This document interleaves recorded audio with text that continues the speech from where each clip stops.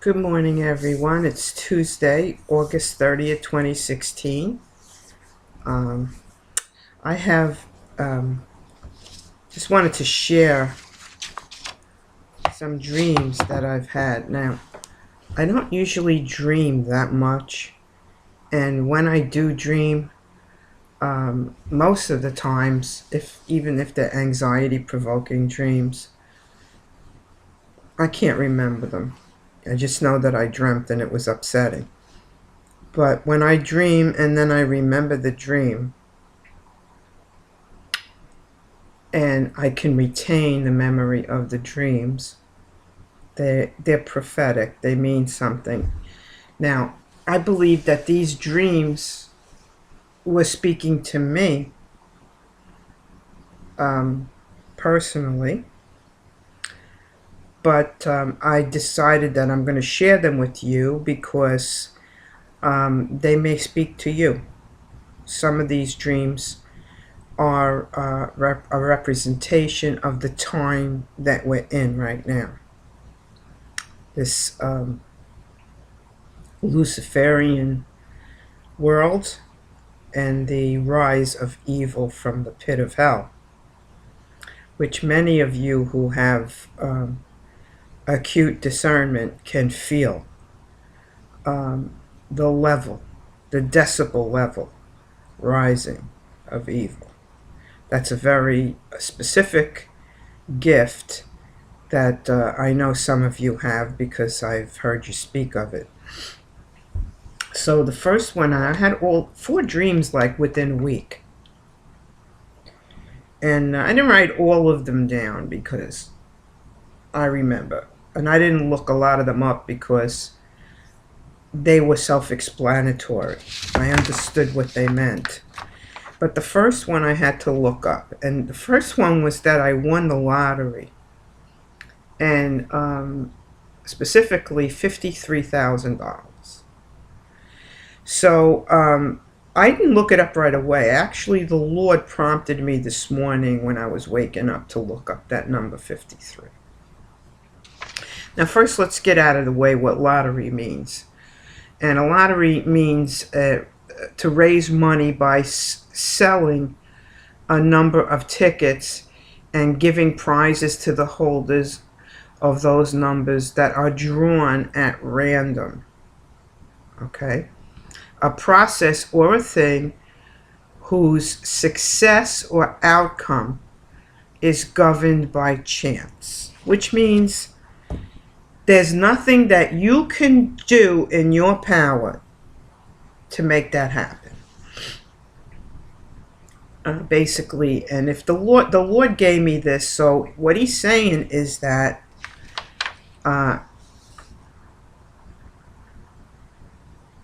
some of his children are chosen. I chose you out of the world before you were born. You were mine before you were born.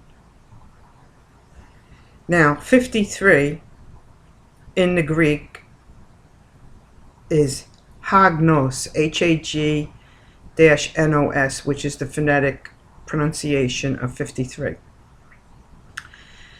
It's a condition prepared for worship, pure, ethically or ritually, ceremonially chaste, pure inside and out to the core, chaste, unadulterated, holy, because uncontaminated and undefiled from sin, without spoliation, even within down to the center of one's being, not mixed with guilt or anything condemnable, exciting reverence, venerable, sacred, pure from carnality, chaste, modest, pure from every fault, immaculate. Okay, that was kind of hard for me to digest because the Lord has told me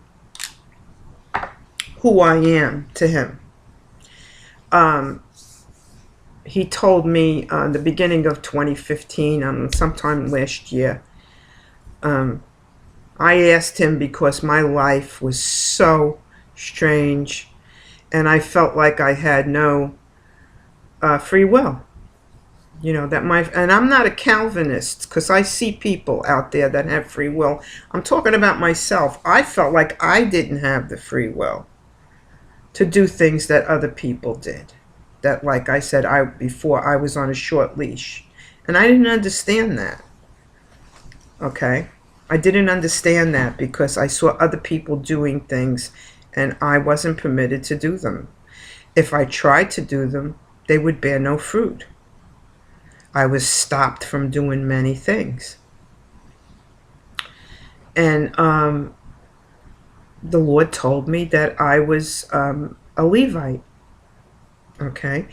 And the Levites, if you read up on the Levites, they were out of the 12 tribes, they were the first that God picked and said to Ezekiel, the Levites and future generations of the Levites and the bloodline, they belong to me. They're the first fruits. They are mine.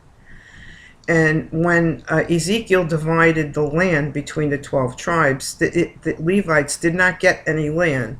Instead, the other 11 tribes were to work that land, bear fruit from that land, and tithe to the Levites, to take care of the Levites, because they were God's first fruits. Now, Jesus is the first fruits. So the first fruits that God selects, they are consecrated and made holy. They're sanctified, they're purified, because these are the ones that are going to be presented to the Lord, and they're of royal priesthood, like the order of Melchizedek. Okay? They have been sanctified and made holy so that they could stand and rule and reign with Christ on the altar. All right, now the Lord has told me that I'm of the royal priesthood, that I am the bride of Christ. And it was a little hard for me to accept, after living a life of rejection and deprivation. If you can imagine living in the world and being deprived of the things that most people can take part of, and you can't take part in it. So you live like a sacrificial lamb here. You are held and sequestered, and you're not able to participate in things because you have been separated out. Okay?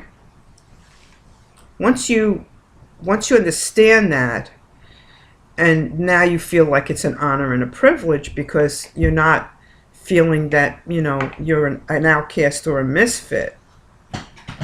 And so basically, in this dream, the Lord is telling me who I am to him. And the Father has told me so many other ways. That picture that I posted, and it's on my Facebook cover, where he took the sun and he carved it in the shape of the profile of my face, and he put a prism star around it. He was telling me how much he loves me, and he took delight in me. I cherish that picture. I won't take it off my cover photo on Facebook. And then one time, the Father, after giving me speaking me a word, Philemon, I studied for a whole week to do a video on it, and I found 4 definitions, and I did a video. And it was so great. I thought it was so great, and I went and I asked him the next day.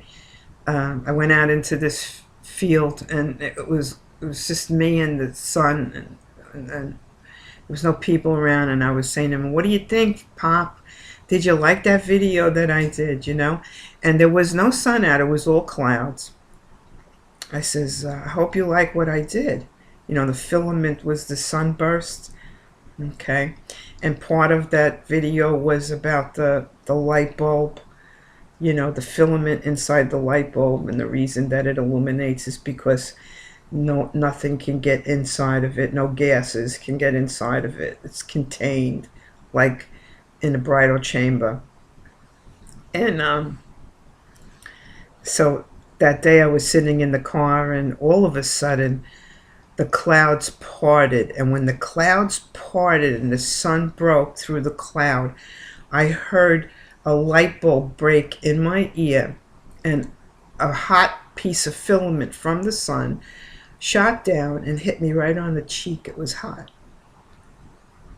So that was a father putting a kiss on my cheek. And I says, "Ow!" I said, "Pop, that's hot." We laugh a lot. But see, this is the relationship. And I guess the father wanted to reassure me, because, you know, my subscribers know that I had a lot of conflict few weeks ago about my ministry. I kept, you know, getting discouraged about the rapture, and then not posting my devotionals, and questioning my ministry. And then the Lord spoke to me that day. Remember, he brought me back, and he gave me the woman with all the false goddess with all the boobs. Remember? My father. We're going to laugh when I get up there.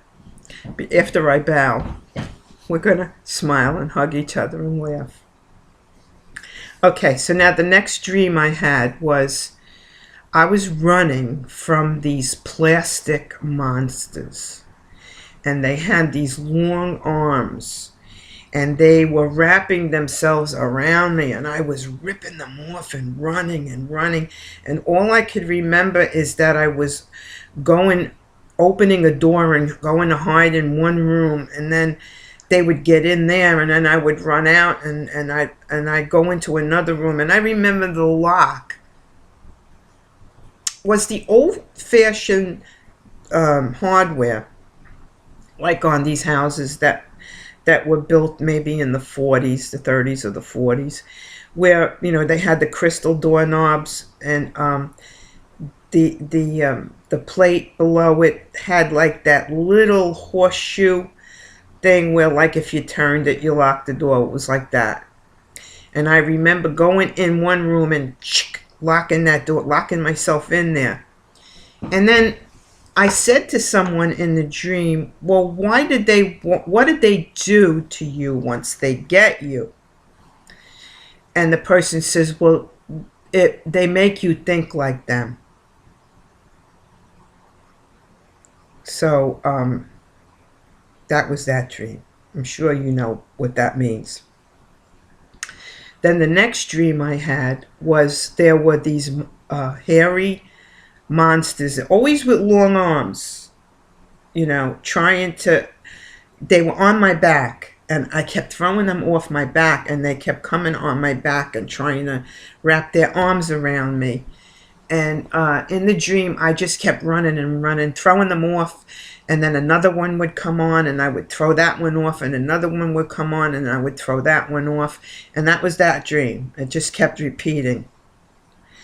And then last night, interestingly enough, I had this dream where the record industry, now most of you who listen know me and subscribe, and my YouTube, my Facebook friends know that I had a band when I was younger, and I tried to get a record deal, and I could never get. These were the doors that were shut by God. And so, interestingly enough, in this dream, the record industry was interested in me. Finally. And they wanted me to record this song that I wrote. And I remember them giving me a brand new car and a ring. Now, strangely enough, I brought my car in for service yesterday. And it's been in and out of the repair shop because it's getting older now. I'm trying to hold out. I don't want to buy a new car because rapture's going to happen soon. I believe it's going to happen soon. And I don't want to strap another commitment on my back to purchase another car. I take really good care of my car, and I have an extended warranty on it. So, it's I believe it's in good shape. This was something trivial that happened, but it's kind of like a nuisance that I had to have something done. So I brought it in yesterday, and so I'm without car today. So I have a dream that the entertainment industry offers me a brand new beautiful car and a ring. Now the ring means what? Marriage, right? But everybody knows that Lucifer owns the entertainment industry. So now they're actually throwing out the red carpet for me in this dream. So I get up to sing this song and record it, and I can't remember the words. I can't get the words out. They won't come out. And I asked my husband to please help me.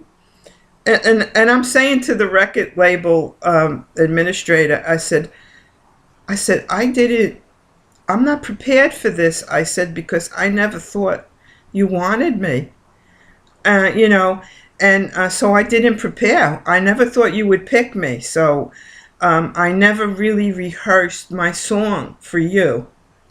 Many people know that I sing for Christ. So Satan wanted me to sing for him, but the words wouldn't come out. And so they give me the words on a piece of paper, and I'm trying to remember the melody and how the song went, and I couldn't get it out. So you see, Satan was trying to woo me into his kingdom now. And the fact that I can't get him out is because I don't belong to Satan. He can't touch me. Okay? God owns me. I belong to the Lord.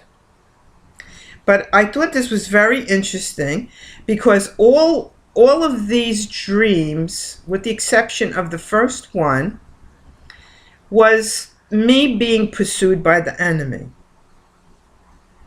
And the first dream is telling me that this is why you're being pursued, but they can't touch you because you're mine. And then to top it all off, when I came down this morning, I looked out my back porch door, and a rat ran right across the door on my back porch. Wasn't a big rat, but a rat's still a rat, maybe about that big, But went right across my path on the other side of the door. See, I was on the inside, I was on the outside of the door. More doors, more threatening things. Oh, yeah, and the last dream about the record thing, there was another part to it. Sorry, I missed it. The scene switched after I couldn't get the words out, and now I'm in some disgusting lot, dirty lot with rats and mice and flies and bugs and mud and stench. And there's this big hole in the ground, and I look in, and there's this animal in there with a person, a man. And the animal's butt is giving birth. I don't know, it looked like a hippo, but a smaller hippo from the back. It was giving birth. And this man had his hands in the opening of the vagina, and he actually pulled out the baby, and it fell out. And now I'm looking at this animal. This is disgusting. I'm looking at this animal, and he tried to get the second one out, but the animal fell over from exhaustion and tipped over to the right and fell. Now, does that mean maybe the portal opening up? Maybe CERN, pulling out breaking the veil and pulling out demons from the pit. Could be. If you have any comments on any of these dreams, please put them down below. I would be interested in hearing what you think. But it's been a very active and interesting dream week for me. So I'll be back later on with some devotionals, but I want to get this out and share it with you. God bless everyone.